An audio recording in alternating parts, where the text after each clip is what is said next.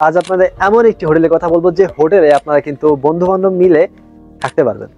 অনেকে বলেন যে বন্ধু বান্ধব মিলে আমরা একসাথে থাকবো, এরকম একটা হোটেলের কথা বলেন।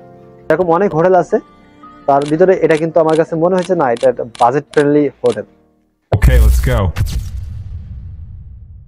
আসসালামু আলাইকুম, আশা করি সকলে ভালো আছেন। আলহামদুলিল্লাহ, আমিও ভালো আছি। আজ আপনাদের এমন একটি হোটেলের কথা বলবো যে হোটেলে আপনারা কিন্তু বন্ধু বান্ধব মিলে থাকতে পারবেন।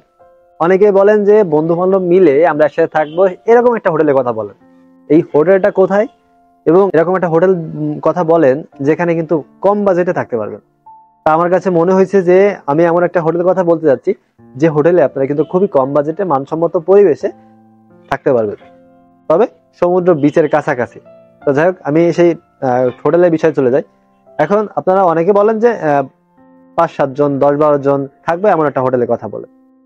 সে হোটেলটা হচ্ছে প্যারাডাইস রিসোর্ট, যেখানে কিন্তু আপনারা খুবই কম বাজেটে থাকতে পারবেন। তো এখানে কিন্তু মানে ফ্ল্যাট আকারে ভাড়া দেয়, তারা ফ্ল্যাট আকারে ভাড়া দেয়। এখানে আপনার 3টা রুম থাকে একটা ফ্ল্যাটে, সেই 3টা রুমে আপনারা কিন্তু 5-7 জন 10-12 জন আপনারা কিন্তু থাকতে পারবেন। তাই এই রুমে থাকতে হলে আপনার কত টাকা লাগবে, এখন প্রশ্ন আছে কত টাকা লাগবে। আচ্ছা, তার আগে আমি লোকেশনটা বলি যে এটা কোথায়। এটা হচ্ছে সুগন্ধা জিরো পয়েন্টে। আর সুগন্ধা জিরো পয়েন্টে যেখানে আপনাকে ইজি বাইক নামিয়ে দিবে, নামিয়ে দিলে বাম হাতে তাকালেই আপনি দেখতে পাবেন ওয়াটার প্যারাডাইস রিসোর্ট। যাই হোক, এখন বলি আপনাদের প্যারাডাইস রিসোর্টে ভাড়া কেমন। এক ফ্ল্যাটে 3 রুম 3 বেড থাকতে পারবেন 6 থেকে 9 জন। ফ্ল্যাট ভাড়া 4000 থেকে 4500। এক ফ্ল্যাটে 4 রুম 4 বেড থাকতে পারবেন 8 থেকে 12 জন, ভাড়া 4500 থেকে 55। এটা হচ্ছে অফ সিজনে। আর যখন সিজন থাকে তখন কিন্তু ভাড়াটা একটু বেশি, তখন কিন্তু 500-1000 টাকা বেশি হতে পারে। তবে অবশ্যই যখন আপনি হোটেল বুক করবেন তখন দরদাম করে নেবেন যে আমি এত টাকা পারবো, অত টাকা দেবো, আপনি দরদাম করে নেবেন।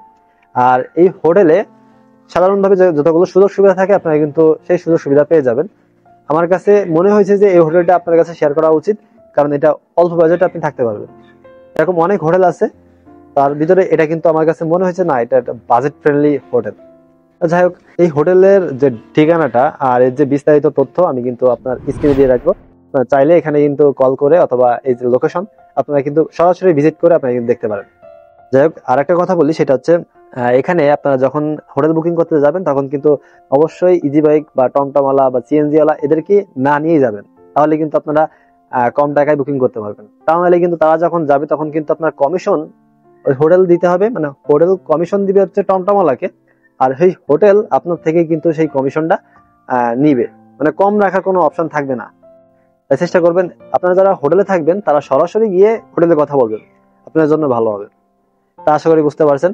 আর ভিডিওটি কেমন লাগছে অবশ্যই জানাবেন। আর এরকম ভিডিও পেতে অবশ্যই চ্যানেলটিকে সাবস্ক্রাইব করে পাশে থাকবেন। ভিডিওটি এ পর্যন্ত। সকলে ভালো থাকবেন, সুস্থ থাকবেন। আসসালামু আলাইকুম।